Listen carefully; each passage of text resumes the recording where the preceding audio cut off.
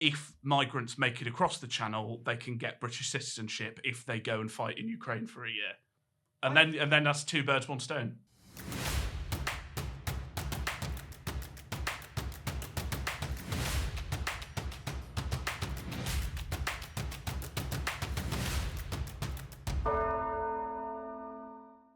So it's been a minute, but we're back. It's Starmer in the US, the Zelensky Trump Oval Office meltdown, and how on earth do we get Gen Z to join the army? I'm Lizzy. I'm Christian. And welcome back to the Division Bell.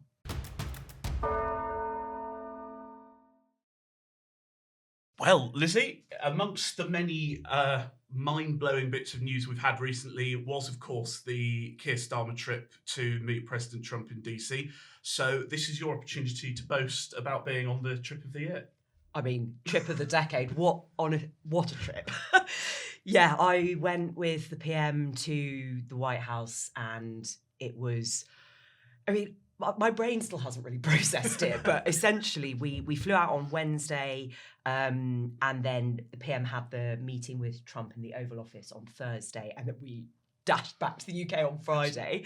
So it was a real kind of whistle-stop thing. I don't think anyone on the trip really slept at all. No, so I was trying to work out, because you were there for one night. One night, yeah. And so what were the hours? I mean, what time did you arrive? What time did you get to bed? And what time were you up the next morning type thing? I don't think I slept a lot at all, but we arrived. It was really amazing because obviously the stakes on it were so high that we got on the plane and we did the kind of usual prime ministerial huddle right at the start. Often they'll kind of faff around a bit, but this time clearly everyone was a bit tense. Everyone wanted to kind of get on with it. So Starmer came and talked to the journalists at the start. He just sort of said, I'm just going to warn you, there's a lot that I probably can't answer right now. And we all obviously read between the lines. It's because number 10 PM terrified that one sort of stray comment gets reported, Donald Trump goes ballistic, the meeting's off. But I saw a number 10 aide and I sort of said, oh, how do you think it goes? He went, 9 out of 10. Which I thought was pretty optimistic. Yeah, that's pretty optimistic. And then we sort of dashed to the airport straight afterwards and PM got on the plane and he sort of stuck his head in to talk to us before he went to the front of the plane. By the way, I mean, I will say, I think it is the most uncomfortable form of transport I have ever had the displeasure of going on. You think that? I went to Samoa on that well, plane okay, for 27 hours. The mood was quite, it was quite positive, but there was a level of low-key level of bricking it. Nerves. And then we got into the meeting and you get sort of rushed in and Trump looked quite relaxed, Starmer looked very tense. And the photos of the sort of behind the scenes looking at the journey, I mean, it's an absolute scrum. Total scrum. It's like the Tokyo subway at rush hour or something. What exactly was on the line with this trip? I mean, I've never been on a trip where the stakes have been that high, but it was essentially Starmer getting his first opportunity to sit down with Trump since the inauguration, and there were so many things on the table. Obviously, the number one thing was Ukraine, and a lot has happened since then, which we're going to get into. But in that moment, Starmer was desperately trying to get Donald Trump to salvage some kind of peace deal. Trump had been calling Zelensky, the Ukrainian president Zelensky, a dictator. Everyone was getting quite, obviously things got worse after that, but Starmer was there desperately trying to show that he could act as a kind of bridge between Europe and the US. He was trying to go out there and say to Trump, look, don't walk away from Ukraine, don't walk away from Europe, don't leave us on our own. Well, we're now joined by Mikey Smith, who's the deputy political editor of The Mirror, and for about 3 or 4 days straight appeared to write the entire paper by himself, if that's not unfair. And you're here to talk us sort of everything that happened after Keir Starmer's very temporarily good performance at the White House before it all fell apart. I did write quite a lot of the paper for a few days running, and with flu. I was expecting to write a nice short story about Zelensky going and making nice in the Oval Office. And then all of this happened. So I think you said, well, you got out of the car and Trump said, oh, right, you're all dressed up, I see, or something like that. and then JD started just went. piling in, and the look on Zelensky's face was just, why am I here? Why are there so many cameras? I mean, it wasn't just a problem of style or whatever, because so much hinged on this after both Keir Starmer and Emmanuel Macron had tried laying a groundwork. Ultimately, I mean, it felt like it set back the possibility of some sort of peace deal enormously. Yeah, it almost felt like it was immediately off the table. Because they turfed him out of the White House as well, didn't they? It was they were supposed to do a press conference about 7:00 that night, a couple hours after the Oval Office meeting, and that just didn't happen. The Ukrainians left straight away. Zelensky got on a plane and flew straight here, which he wasn't supposed to do until the day after.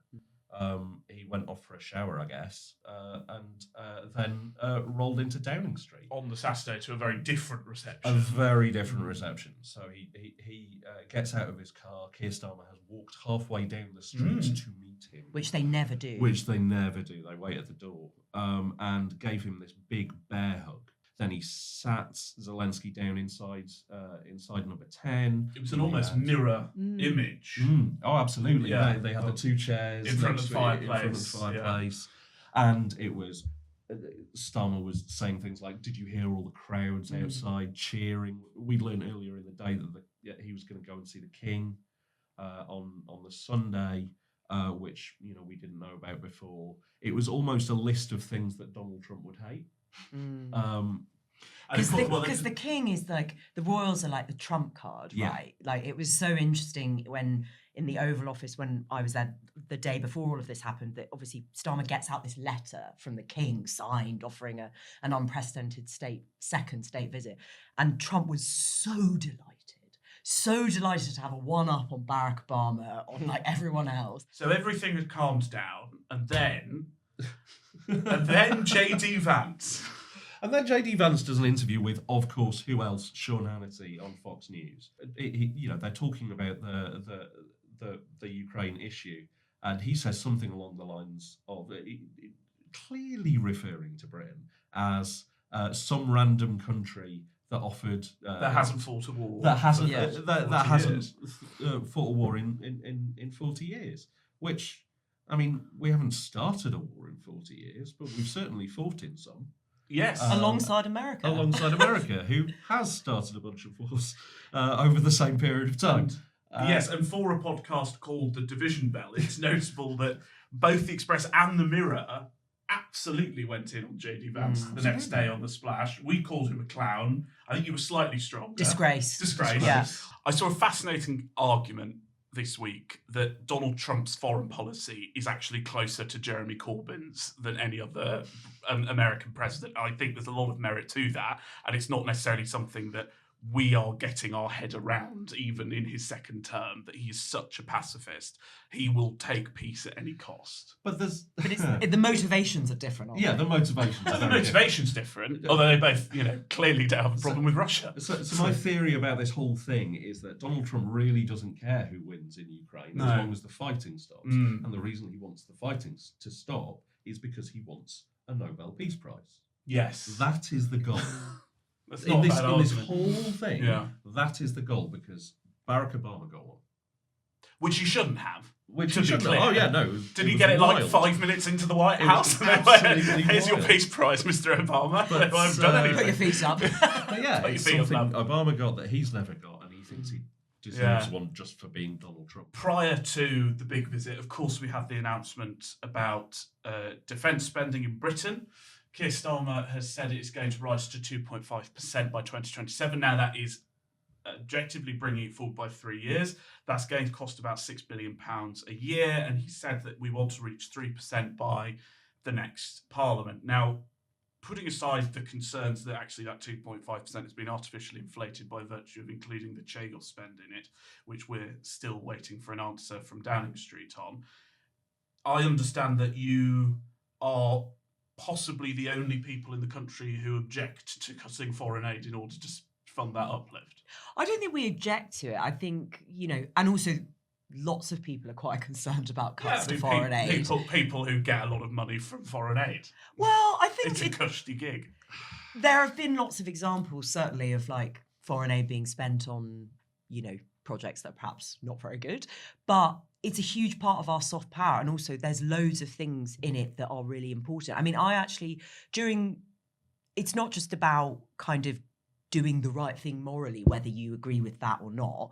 It's also about preventative stuff. I mean, Keir Starmer's been talking endlessly, and Rishi Sunak also talked endlessly about stopping illegal migration. And one of the key drivers of people coming across the channel in small boats is like being displaced in their countries. I know that the Express hates foreign aid and thinks it's all terrible. You're also leaving space in countries for people like China and Russia as well to go in, for Russian Wagner mercenaries to go in and take control, for terrorism to be bred. There are reasons to foreign aid is a useful I get the thing. point about China, and it will create a black hole. But the point is, I think foreign aid is essentially, it's like when someone on benefits has a massive flat screen. It's like, why have you spent it on that? It's not. We don't have it. Foreign aid is essentially a luxury that we can't afford. And I'm sorry, we spent millions of pounds in foreign aid helping Ukraine. Yeah, but they're still getting it. I mean, Ukraine, Gaza, and Sudan they've got a lot less money. Have been earmarked, but. But they've got a lot less money to draw from. We talk about foreign aid. Well, by the way, we'd spend a lot more on foreign aid if we weren't having to put migrants up in hotels. But as you say, apparently the foreign aid budget was stopping all the wars and climate change. I didn't say it was stopping them. We hear this every time. And as far as I can see, there is simply no evidence. It's a nice argument that you put foreign aid in, you can stop displacement and all the rest. But it's like, it's blowing in the wind. It's just nonsense. It's such a small amount of money. It's not blowing in the wind. It's not always immediately apparent what the outcomes are. It's very, very difficult to put your finger on an actual outcome. The shorthand is you pay farmers in Afghanistan to plant some kind of crop that isn't poppies. And a few years down the line, you have less heroin coming into the country. Why are you soft on drugs? Yeah, and why are you soft on illegal migration as well? I'm not soft on illegal migration. I just think it might be better to actually stop the boats coming over. It's a lazy rather argument. Than throw money into, lazy Iran or argument. something on the hope that a couple of migrants don't try and make the Work journey. smart, not hard. Yeah. We're not doing either in Britain at the moment. We're just spaffing money up the wall for no reason. All right, Boris. I was going to say. Better to put it into defence. Which is soft power means nothing without hard power. And at the moment, we have a lot of this so-called soft power, which I just think that if Russia does start a war, we're just going to end up throwing like Beatles' best hits records at the Russian troops because that's all we've got. We've just got all this soft power. What can you do with it? I just don't get it. You're opposed to welfare cuts. You're opposed to aid cuts. I'd put taxes up. Of course. But I'd make the wealthy pay more I personally. Yeah, sure. But that's something that the government doesn't want to do. Not my fiscal rule. Yeah, nor mine. They're all our fiscal rules.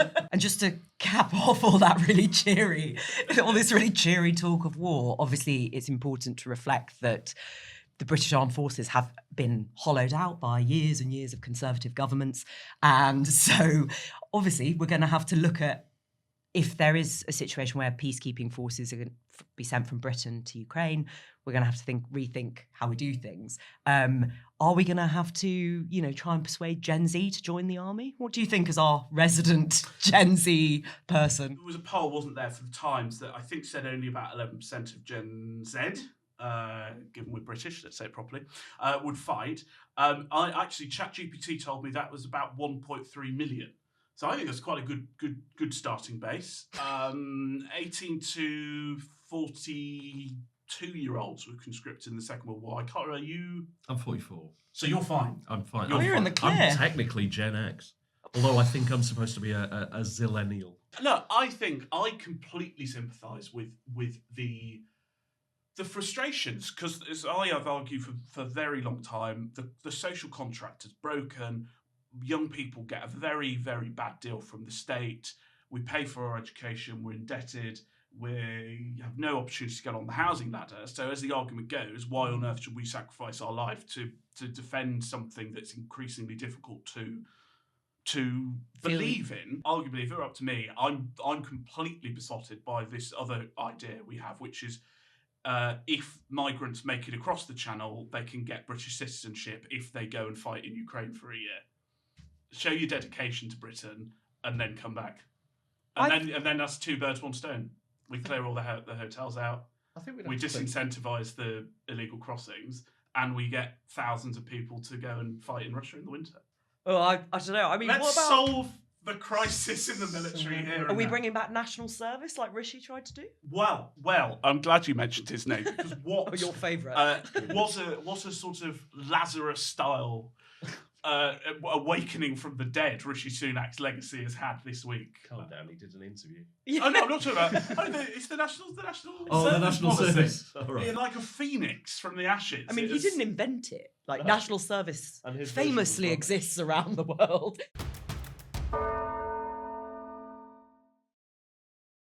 Well, that was the Division Bell after a momentous week. We'll be with you this time next week. Hopefully there's slightly less news. Please do follow us on socials, like, subscribe on YouTube, and stay tuned for further episodes of the Division Bell.